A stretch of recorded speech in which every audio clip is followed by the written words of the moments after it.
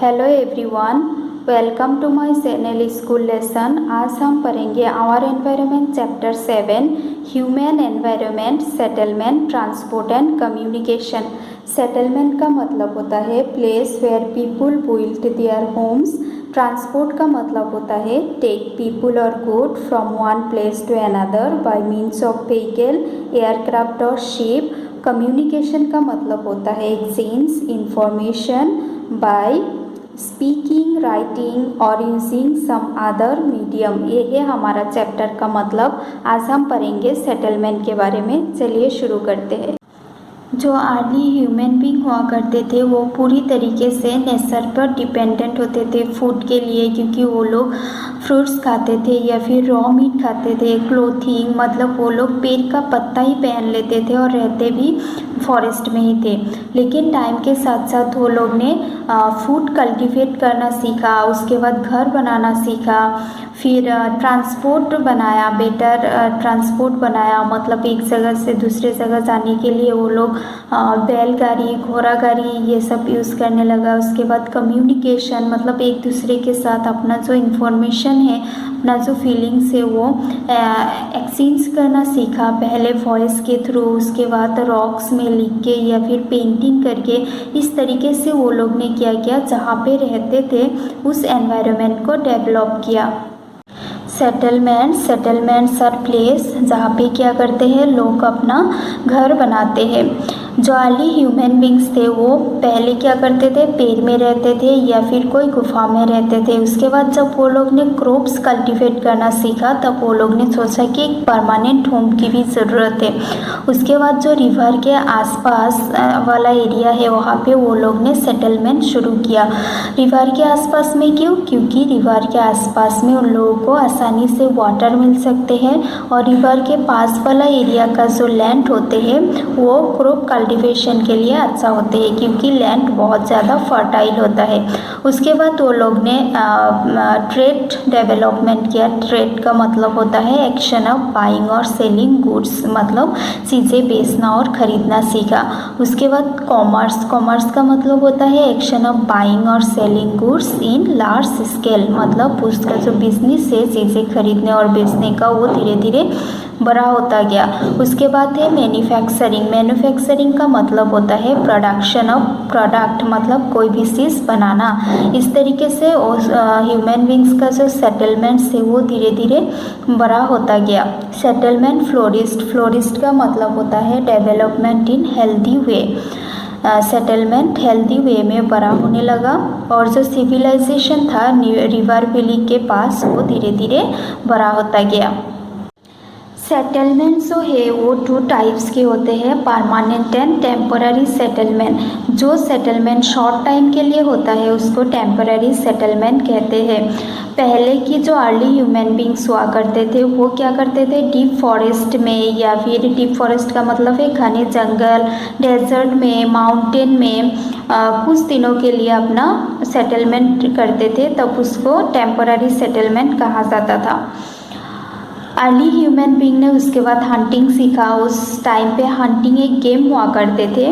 उसके बाद गैदरिंग मतलब ग्रुपिज्म करना सीखा, कोई भी चीज़ के बारे में एक दूसरे के साथ डिस्कस करना सीखा। शिफ्टिंग कल्टीवेशन मतलब वो लोग जो क्रॉप कल्टीवेट करते थे वो एक जगह से दूसरे जगह पे शिफ्ट किया, जहाँ पे क्रॉप यील्ड ज़्यादा होता है वहाँ पे लेके गया। एंड ट्रांसह्यूमेंस का मतलब होता है practice of moving livestock from one grazing ground to the another grazing ground in a seasonal cycle. मतलब वो लोग जैसे फार्म होता है उस तरीके से कुछ एनिमल अपने घर में पाला करते थे। उस एनिमल को क्या करते थे, सीजनली एक ग्राजिंग ग्राउंड से दूसरे ग्राजिंग ग्राउंड में लेके जाते थे।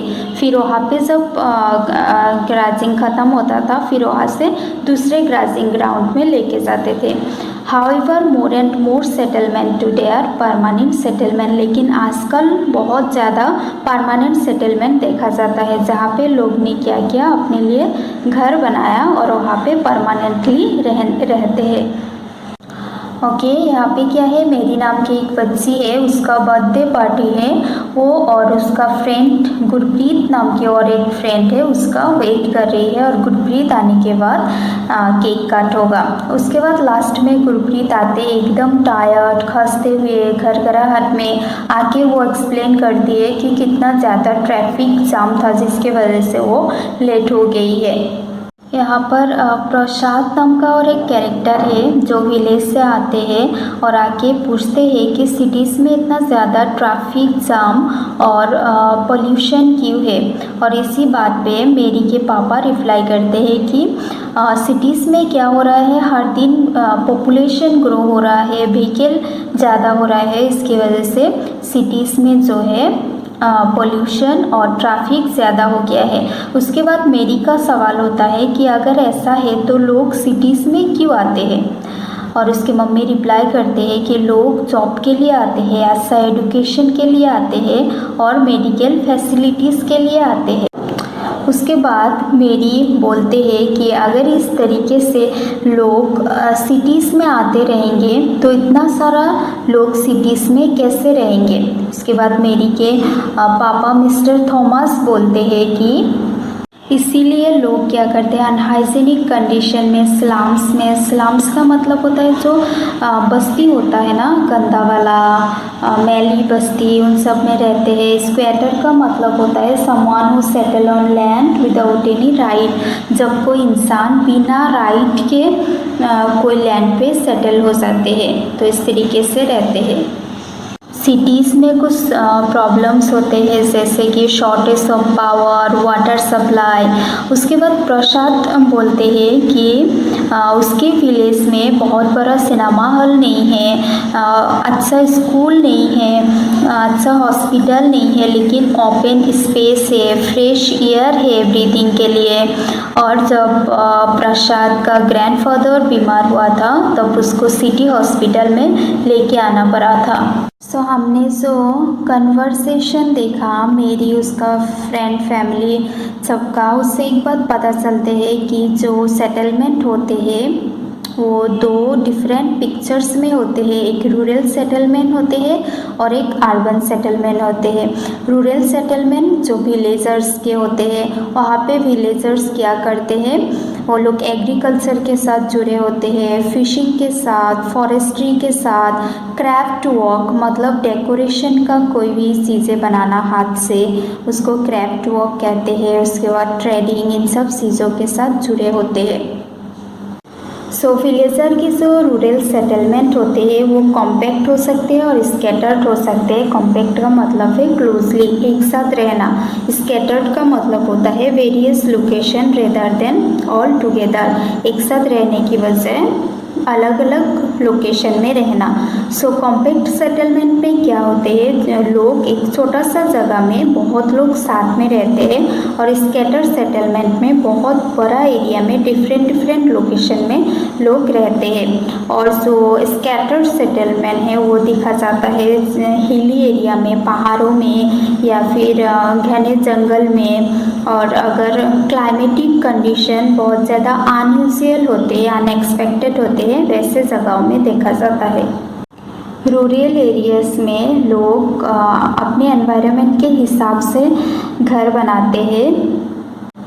इन reason of heavy rainfall they have slanting roofs, मतलब घर जो होता है वो एक तरफ थोड़ा सा नीचा होता है। यहाँ पे पिक्चर में दिया हुआ है, ये देख सकते हो, एक तरफ थोड़ा सा नीचा है ताकि क्या हो सके, रेन वाटर आसानी से गिर सके।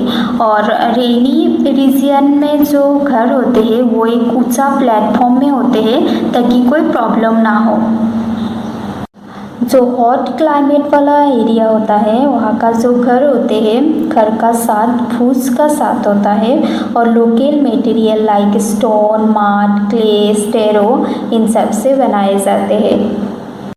जो अर्बन सेटलमेंट होते हैं, अर्बन सेटलमेंट में अगर सेटलमेंट एक स्मॉल एरिया में होते हैं तब उसको टाउन कहते हैं, और अगर लार्जर एरिया में सेटलमेंट होते हैं तब उसको सिटी कहते हैं। और अर्बन एरियाज में लोग मैन्युफैक्चरिंग में एंगेज्ड होते हैं। मैन्युफैक्चरिंग मतलब प्रोडक्शन ऑफ प्रोडक्ट्स, ट्रेडिंग मतलब सेलिंग एंड बाइंग, सर्विसेज, इन सब चीज़ों में लोग बिजी रहते हैं।